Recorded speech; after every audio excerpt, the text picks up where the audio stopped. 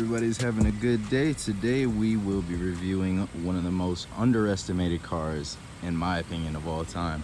This is the 2017 Cadillac ATS. Of course, they stopped making this recently in 2019.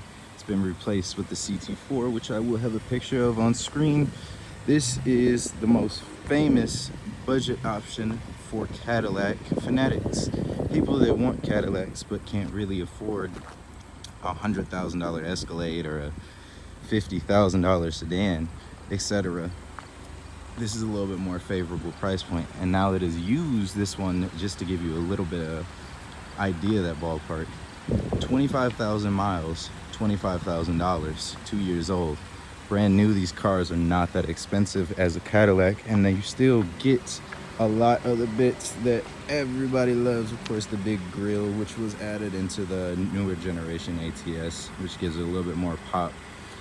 This is one of the lower package ATSs, and I did this purposely because this is actually the most famous optioned out ATS that people buy in Metro Detroit.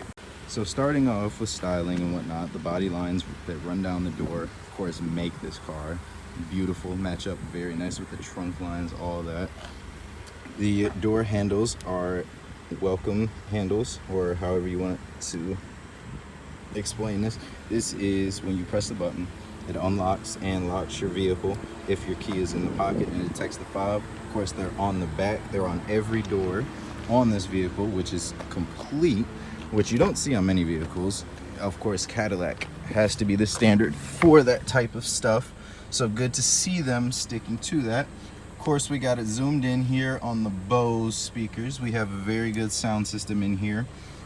Your door panels have this very nice brushed finish here. It almost looks like a wood, even though it's not. It matches in with the chrome very well. The steering wheel has gloss black on it. Many of those that have been in the ATS will remember this is the exact same steering wheel. It has not changed from generation to generation, other than the updated Cadillac badging. This car is a 2-liter turbo, which means that it does have a turbo gauge right there, if you see it on the right side, engine boost.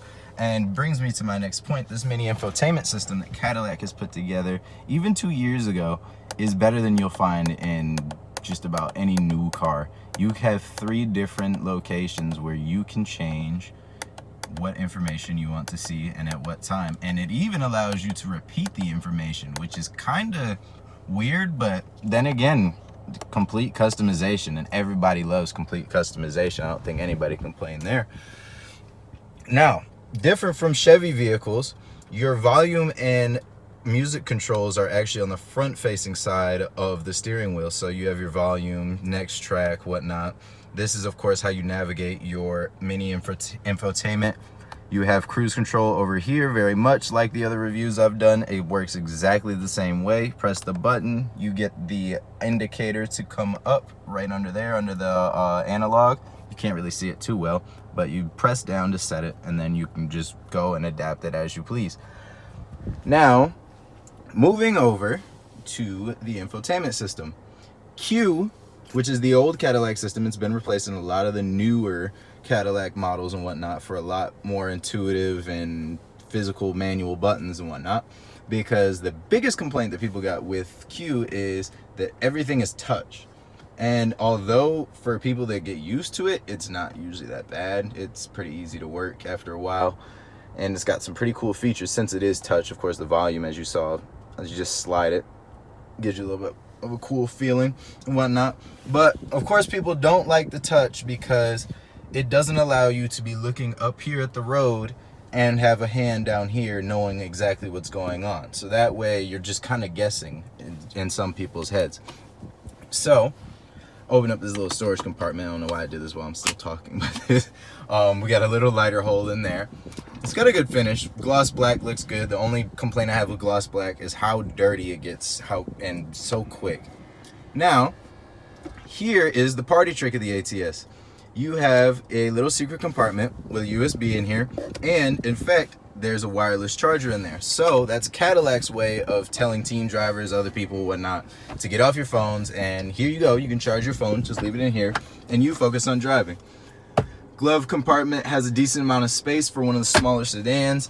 The only storage compartment I feel it has a little bit of a lacking feel to it and a little small is the center console one right here.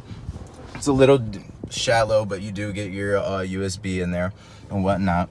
Door controls are completely the same as every vehicle. Very easy to understand, which is good, very good, because many cars try to put their own touch on this. There is your trunk button. You just press it and it opens up. And there is your interior dimmers. Of course, this one has a sunroof. One of the most popular options on the ATS. It's a very sporty look, and as I showed you from the outside, it looks great from the outside in my opinion. I love the outside look. However, the only thing with the ATS is the back seat room can be, as you see, it can be a little scarce at times if you have bigger people in the front. Of course, the seat is all the way back, but as I will demonstrate right now, as I like to do, well, not necessarily like to do, but have to do, we're going to get in the back, leaving my driver's seat in the same position, and easy. Of course, I'm not the tallest being. I'm 5'8", as I've said. I'm a little height starved, but in the back here, we got all types of goodies. We got the armrest here, 2 cup holders. You got a little storage compartment. No entry to the back. I do believe the seats go down. We'll find that out in just a second here. You got 2 vents in the back here, and you have a lighter hole. So the back seat definitely has not been forgotten about in the ATS, which is good, even being that this is one of the lower package options.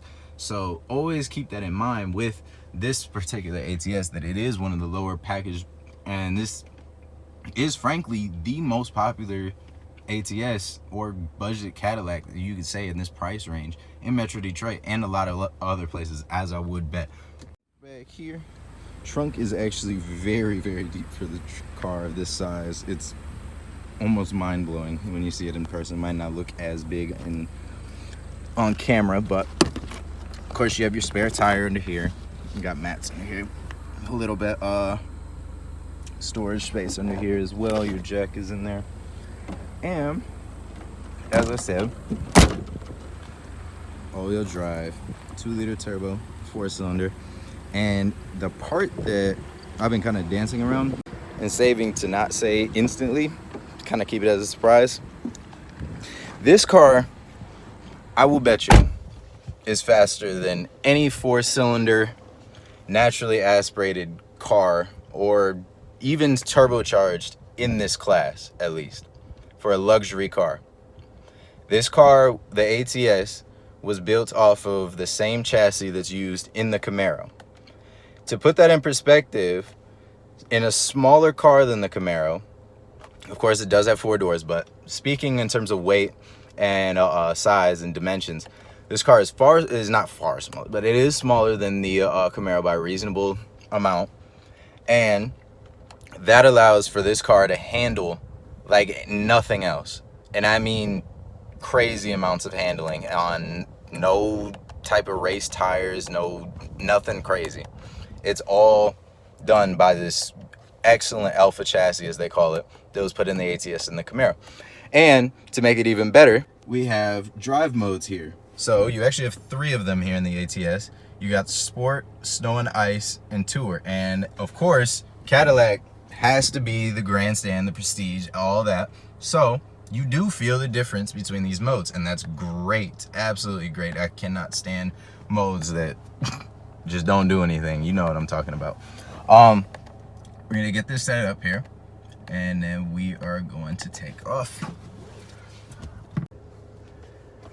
Taking off in the ATS here. Oh, this is where I wish, and I almost need, I think I do need some of your guys' opinions on this. Should I invest in a GoPro for an outside view? Because I feel like on a review like this, that it might be a little bit helpful. So getting out here, of course we're starting in tour mode here, nothing crazy. Car is very well planted, you notice that instantly. And if you have been in a Camaro, the steering response from this chassis is instantaneous, and it's a signature feeling that you only feel in these two vehicles, and I can say that to you genuinely. And the part that's really crazy about this car is that although it's a 4-cylinder and although it has a crazy amount of get up, and we still get 25 to 32 mpg. Of course, I don't have the actual window sticker. But speaking frankly about a vehicle that's turbocharged to this grade and has this amount of performance for what it's supposed to be, you would think that MPG would be a lot far down, way below what a 4-cylinder should be able to do. And once we get out here and get a little bit into a little bit more of open roads, we're gonna show you how well this thing it's honestly makes you speechless how well this thing hits corners for the side, like for what it is. You go into your Cadillac dealership and this is a family car, like in all aspects of it. It might not be like the biggest, most practical family car, but this is definitely still a family car. You don't buy this car to go out to the track, and if you did want to go on the track, you'd probably buy the ATS-V or the CTS-V if you wanted to keep it within Cadillac brand at least. But so of course with the ATS there is a negative side to having such a sporty chassis. The Alpha chassis is known to be like very reactive to potholes and stuff. Of course it is, because it's a performance chassis. It's put on the Camaro and whatnot, and of course they tried to dampen it up. Cadillac tried to dampen it up to a degree, and you feel that dampening to a degree, but it's definitely still prominent that this was not made to go over, like this was not made for a street, the chassis at least. So we're gonna switch over here and we're gonna go into sport mode and we're gonna give it a little pull.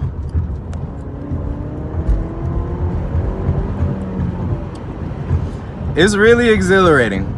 For a 4-cylinder, you don't get no crazy sound or nothing. I doubt that it would even show up on the camera or register in the camera microphone. But speaking here, the ATS is like just exhilarating because you know that it's not made to be like a crazy sporty or fast sedan. It's just made to be really a practical vehicle for an everyday person. And when you get the sense here, you just look at all three of these gauges going, you see the engine boost building and whatnot, it really gets your heart going. And I should say, I do apologize if my camera work has been a little crabby today and shaky, because I did forget my camera mount today. That won't happen again. But other than that, I hope that you guys did see the value that I find in this vehicle, because many people do. And a lot of people will continue to find it in Cadillac vehicles like this. And I'll be sure that you guys are the first to know about these little hidden secrets that I have, if you do desire to hear them. Other than that, though, everybody have a great day. Show some love. I noticed that 94% of my viewers are not subscribed to me, so please show some love. And everybody, once again, have a great day, and we'll see you in the next one.